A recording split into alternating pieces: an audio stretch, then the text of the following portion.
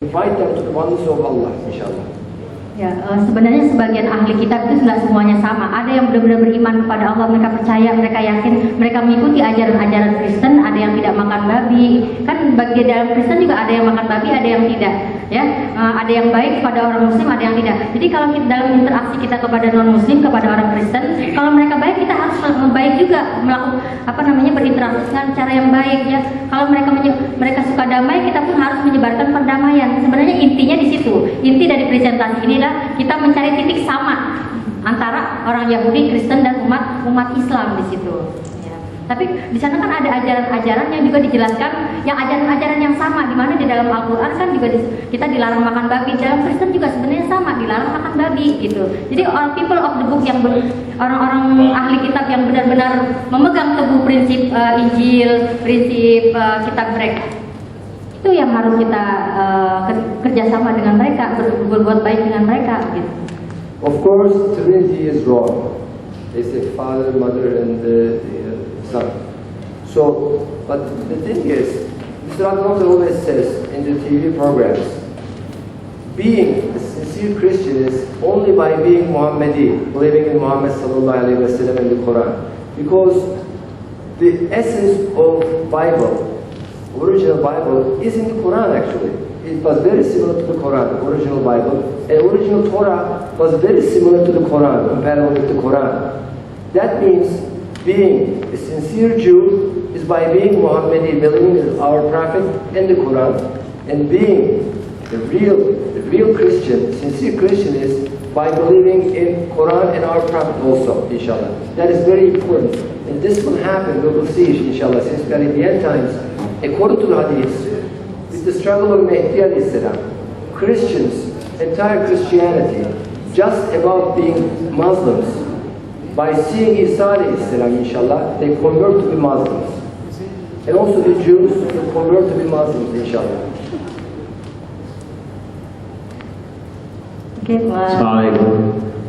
In your speech, it gives a contradiction. You say that Ahlul Kitab. Ahlul Kitab means they remain as Ahlul Kitab. If they remain as Ahlul Kitab, that means they believe whatever is the Trinity or whatever, Christianity or in Judaism, then they are Ahlul Kitab. If they accept Prophet Muhammad sallallahu alaihi wasallam, they are no more an Ahlul Kitab. They are Muslims. Then how can we make an Ahlul Kitab? How can we eat their food? That means some of the scholars, like some of the scholars, they say this, even though because the definition for Ahlul Kitab is they are Christians. They remain as Christians. If they are Jewish, they remain as Jewish. You cannot put the condition that they have to accept Rasul sallallahu alaihi wasallam. They are no more Ahlul Kitab. They become a Muslim. No, there is no contradiction. There is no contradiction in the Quran. Because Allah explains, there are many verses. In some, remember I showed you the verses, I can show you again. Allah says, not all of them are the same. There are sincere ones, Allah says, who prostrate and believe in Allah and believe in the Quran, what was sent down to you and what was sent down to them. These are sincere Christians and sincere Jews. So Allah discriminates them.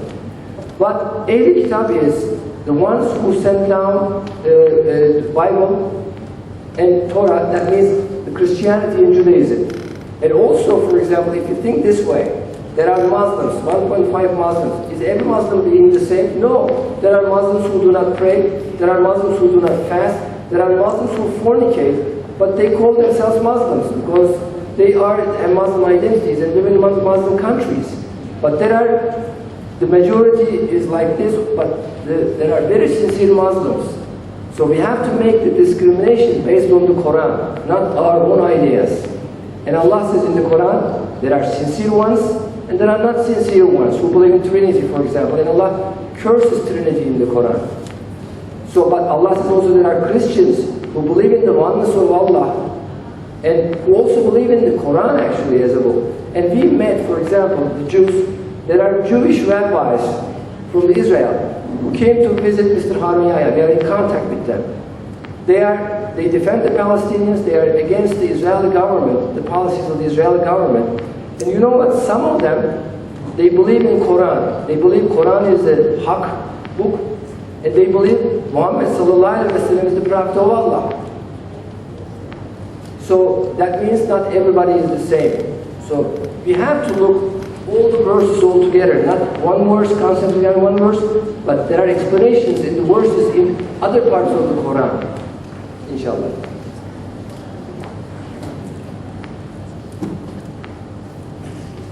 Any other question? Assalamualaikum. Salam. If terrorism is haram, what about the holy war and jihad? Okay, that's number one. Number two, is the word kafir misused, for example, when a Muslim, kafir. Kafir,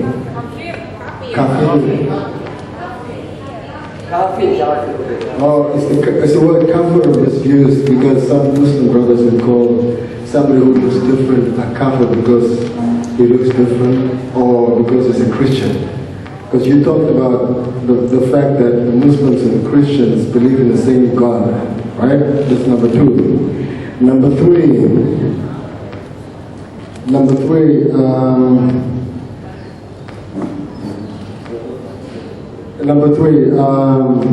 second is, let me answer my one question. I will continue. But I need the power that's battery without a battery. Because I have to make sure some slides. The first question was... Okay, the first question was, if terrorism is bad, what about holy war and jihad? Jihad. That's number one. Let me explain what jihad means. Jihad means just struggle in the Quran. So, the war situation, according to the Quran, is only for defensive purposes.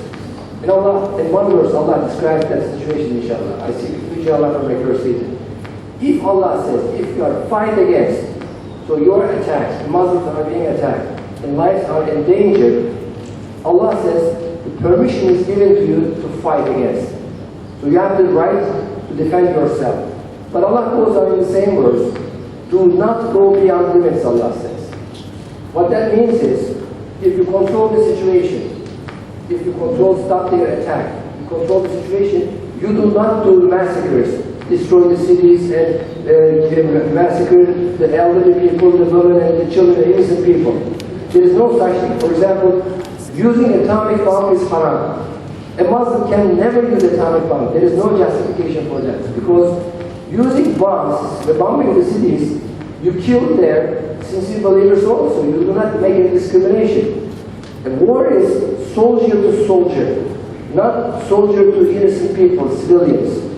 In fact, this is exactly what was in our times of our Prophet ﷺ. There are hadiths, in these hadiths, our Prophet is stating, even in the war situation, do not kill the women, elderly and children, and do not destroy houses and trees, our Prophet says.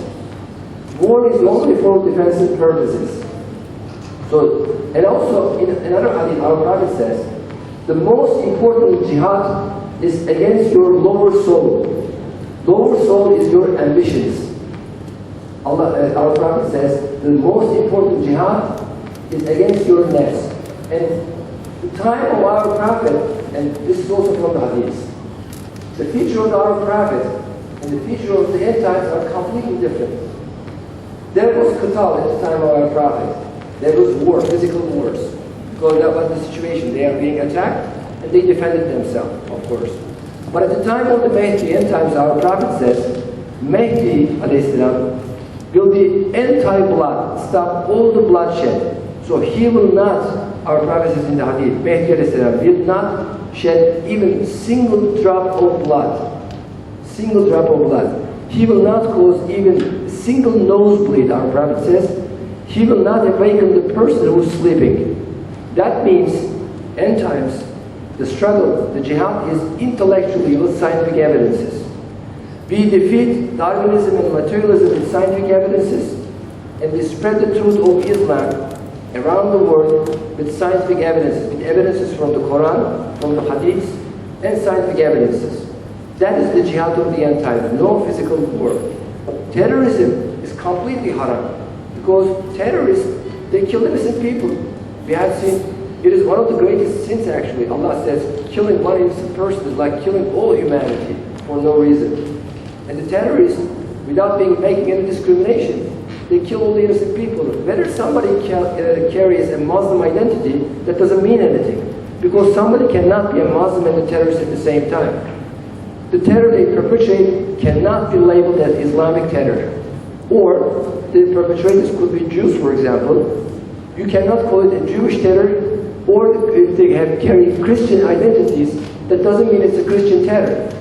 Because in all the three divine religions, there is no killing innocent people. So terrorism is definitely haram. And also, killing yourself, suicide is haram. There is no justification for that. In one verse Allah says, do not kill yourselves.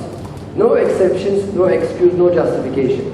If somebody kills himself, suicide, will have an endless torment.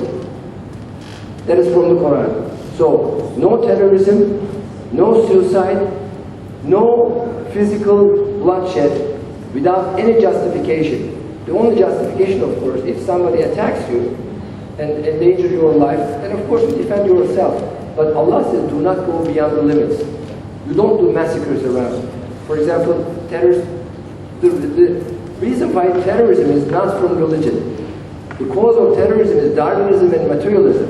Because Darwinism, these terrorists, they call it so-called Muslim terrorists. There is no Muslim terrorist. These terrorists, whenever you check, you will see they have been through Darwinist education in Western countries. They have the Darwinist logic. Darwinism controlled not only the Western countries, but also the Muslim countries. Darwinism entered Ottoman Empire collapsed. Darwinism controlled Egypt, Tunisia, Jordan, Libya, Palestine. They become Arab socialists, Darwinist materialists. Arab socialism is a milder form of communism. So Syria, for example, the time of the Assad, so they all became Darwinists and materialists, and radicalism has emerged. Radicalism we have seen against the Quran. The harsh, angry speech of style and terrorism, this is all against the Quran. Allah denounces that, inshallah. All right. So there's no violence and terror in the Quran. Okay. The other question is kafrun. All right, now, is that word misused? Because some people might look at somebody who looks non-Muslim and say, there's a kafir. No, that's wrong. Because remember in the verse Allah said, not all of them is the same. So we only behave according to the Quran. Not every Christian and not every Jew is the same. Of course there are, in this perspective, then there are Kafir Muslims also. They call themselves Muslims, but they do not follow it, who live according to the Quran. Kafir means disbeliever, who does not believe in Allah, who does not live according to the rules of Allah, is a disbeliever. That's it.